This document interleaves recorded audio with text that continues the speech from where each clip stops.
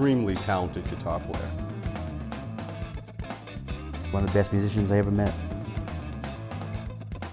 I mean, he just gets totally lost in it. His eyes are shut, and he just goes. The support of his family and friends, I don't think he would realize how good that he is. Very humble. You wouldn't know it by talking to him, or once you get to hear him play up on stage, he's in his own zone.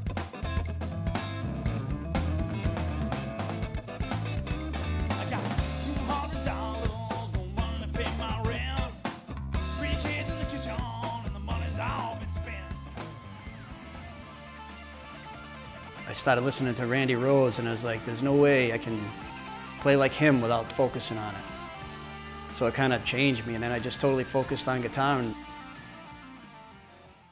I started at McDonald's music, Ray Mullins music, then I took private lessons.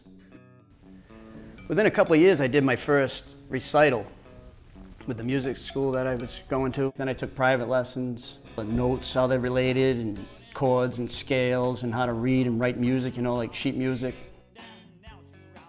And at first I used to rip the strings off the thing, because you'd be trying something, you knew what you wanted to do. I see my teacher doing it and I'm trying to do it, and then I'd get so mad I'd be pulling the strings. I was probably about 18. My first one was with my brother Bob, martial law. Our first gig was at Players Pub in Attleboro. In the 80s, that's when I started playing out, late 80s. And that's the Providence. I was more in the Providence, like down here, Pawtucket, Providence scene. We used to do a living room, and it was a big original scene for metal, you know. We used to play all the time. Like, I like anything that has a good rhythm and groove to it. I'm not saying I'm gonna be a rapper anytime soon, but. Bill playing the guitar, Bob, his brother, guitar player as well. His nephew was playing the guitar. Dave, singer, harmonica player. Pop, Dad, always singing. He's always singing. I guess back in the day he used to sing as well. Mama, I'm not sure. She could probably just pretty much clean a couple rocks together and have fun with it.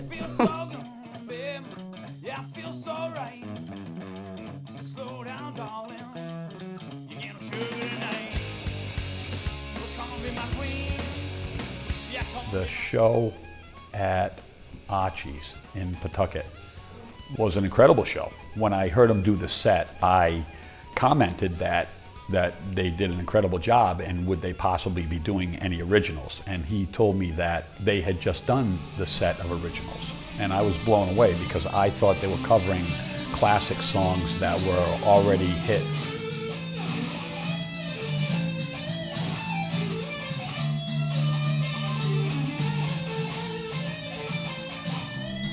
He's like a rock god to me. So I've been watching him play for a long time in the different bands he's been in. Evangelizer first, then Silence, then Horseshoes and Hand Grenades, and then Land of Chaos. In Silence, I was in my early 20s. Silence, Evangelizer, I was 20s, you know. Horseshoes was later on. Since Horseshoes, that was my first real cover band. But we did that to have fun. We'd write originals too, but we had fun doing that, you know what I mean?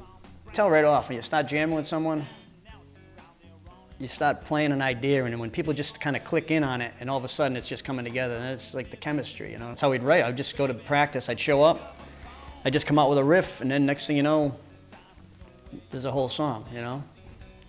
Some days you can come up with a million ideas, and other days it's like something channeling through you, you know? And other days you just don't have any ideas, but when you write something and you love it, it's so much more satisfying than doing a cover song. That's why covers, I never take covers serious. It's like fun. It's a fun thing, you know? It was 94 or something, and he submitted it to Ozzy. When Zakk Wylde got the gig, they were looking for a guitar player, and it was called Speed Kills, and he did like 4 or 5 tunes or whatever. We went in and just banged them out.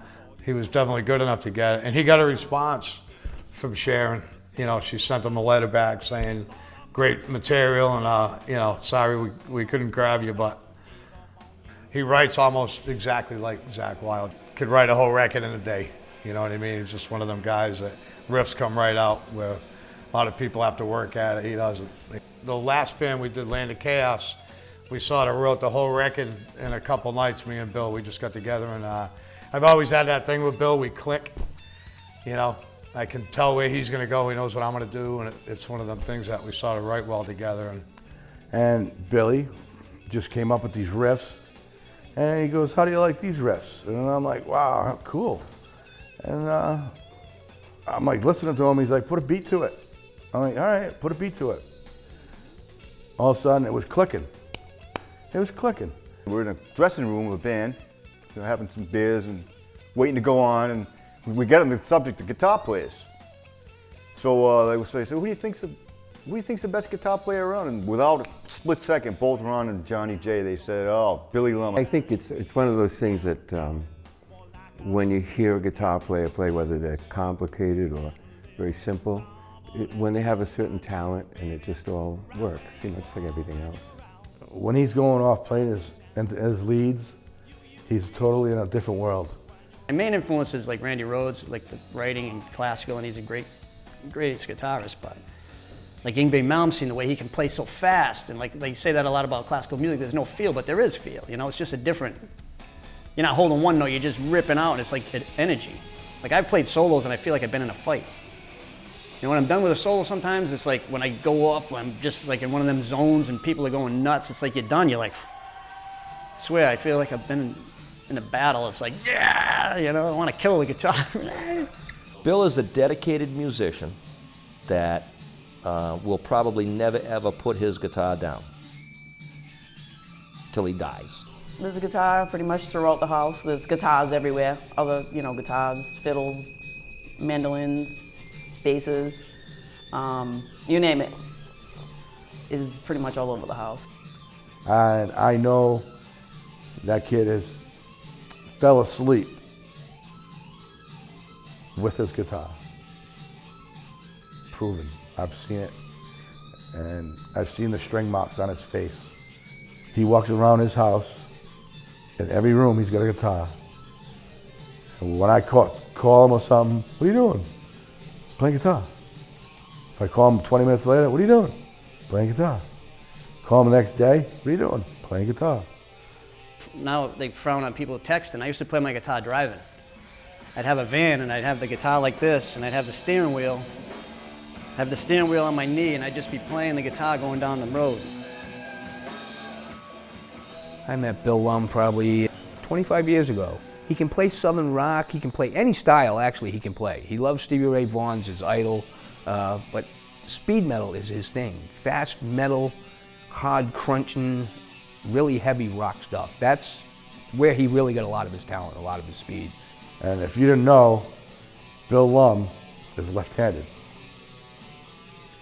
but he plays the guitar right-handed. Who would have known? And no one knows.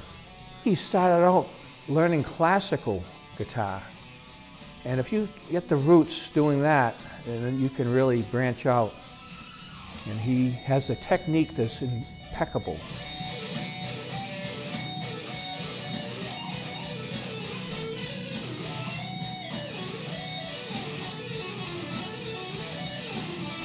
If you want to get there, get that good, you have to practice, you have to play. When he was in that band Silence, that speed metal band, they were this close to being signed. You know, they opened up for Slayer. I mean, that was big. They were young kids, 17, 18 years old, I believe. If he would have gotten out of here then, he would have made it. He would have definitely made it. I saw Silence, which is Billy's metal band, back up Slayer, which was an incredible show. And Slayer is a band that normally you would see with 2 or 3 other metal bands at the large arenas. It was an incredible show, and they just rocked. It was incredible. Not only can he play any type of music, he can play every type of music. He can pretty much play whatever he wants. He can pick up the guitar, any type of guitar, whether it be a classical or whatever, and play it. He's got good ears. He listens to what's going on around him and he responds to it. He can play any style. I've seen him play jazz, I've seen him play blues, country, picking, speed metal, the rock stuff. He's like a chameleon. He can assimilate what the groove is and what's going on in the music and fit right in. I've been playing 35 years. You always know somebody that's a standout. You know, you could be sitting there talking to somebody else, and then sure enough, that certain sound or a certain way, a style of somebody will stand out more than anybody.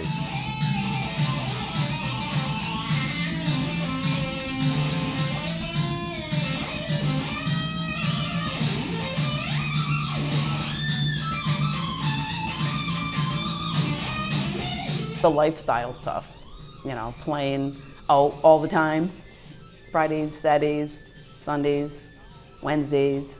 You know, at one point he was out 3-4 nights a week playing.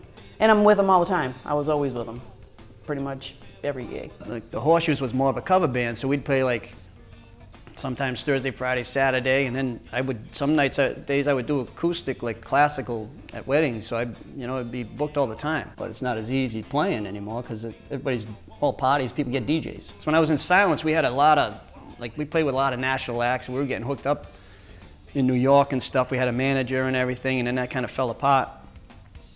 And then the Horseshoes thing, that started taking off too, you know, but everything goes through and then it just fades out, you know. 6 out of the 7 nights a week, you'd have one slow night. It was usually Sunday night was slow. Monday was a little slow. Tuesday was okay. Wednesday was always ladies' night. You know, then they'd have Bear Blast Thursday night, so it was always something going on, you know. Yeah, it was great. You could, 4 or 5 places you could go to on a weekend and see different bands play, just in the Attleboro area alone. We used to play the living room. You couldn't walk. You'd have to weave through people. A guy that was working for us rented a smoke machine, and he had the bright idea, well, since I bought it, I'm going to use it.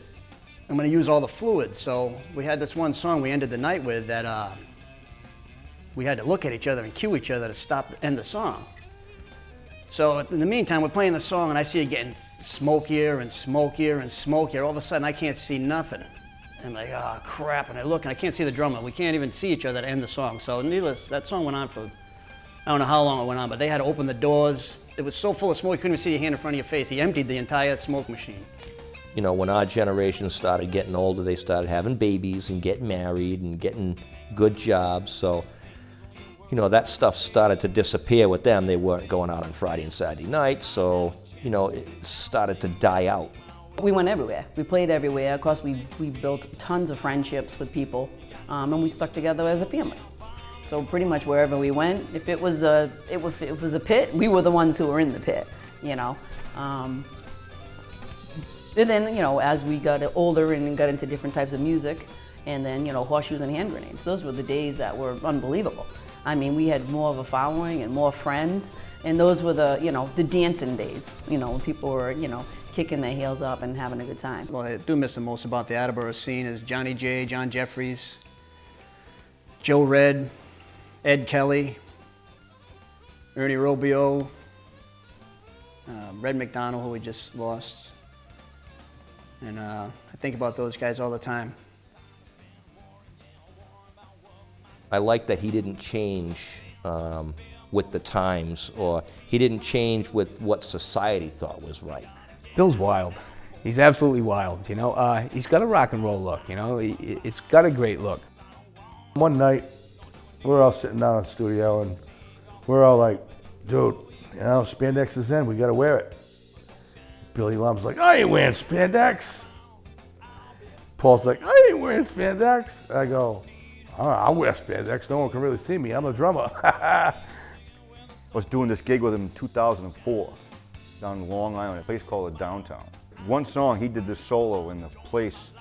After solo was done, the whole place gave him a standing ovation. Now, I'd never seen that in my entire life for a nightclub cover band, for a guitar solo, to get that kind of response. That audience knew that this was a serious player. Doing the Rocky Point Battle of the Bands, and we hired this pyro guy that didn't really know what he was doing. And when they announced us we were going to come out and jam and boom, have the things go off. Well, I don't know what happened, but they announced us and we started, and the pods went off and blew the fuses.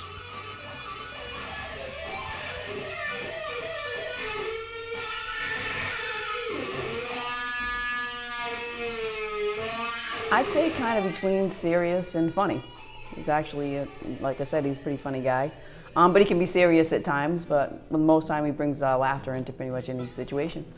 Camaraderie with the band members on stage it's a lot of fun. A lot of people don't get to experience that, and if you do, that's a plus in life. You know, there's a lot of people that can play, but they can't play in a band. They don't get along. You know, doesn't play well with others. That's true in a lot of cases. They just have, you know, like temper tantrums and stuff like that, you know. But when you're with him, he's very mild-mannered, low-key. And Billy Lumb, a guy I said, this is the best guitar player that I'll ever play with, to this day. And this is 30 years ago. The light should be on him all the time. And he's willing to give up the glory, I think, for other people and let them stand in the light. I mean, I'm on stage with him and I hear him and I just look at the drummer and say, oh my God, what's he gonna do next? And if you love doing it, there's, you know, what difference does it make at the end if you have a reward for it? You know? Make people happy, you like doing it. And I know if Bill wasn't having a good time, he wouldn't do it. You know, he loves what he's doing, and that's the biggest thing about it. Love what you're doing, enjoy it, and just do the next show, because it's not about the money. Top of Bill's list is just playing the music, being happy, enjoying the music, and having fun, you know, and making people happy with his music. Again, that's what it's all about.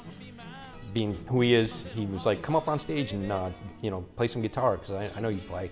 So he pretty much involved me with the band a lot more than just being a hired guy, and got me up there singing and playing guitar and playing percussion and stuff, and that was always fun. Bill Lumb is like my brother. I could call Bill Lumb. Anything that I want or need something, he's there for me. And if you want to be a great guitar player, this is what you have to do. This is what you should strive to be. Somebody like Bill Lumb. I've seen him perform, I've performed with him, and he's just a very humble person. I hope he's around many, many years and we grow old together playing music. I know I'm in his musical family and he's in mine. Forever and ever.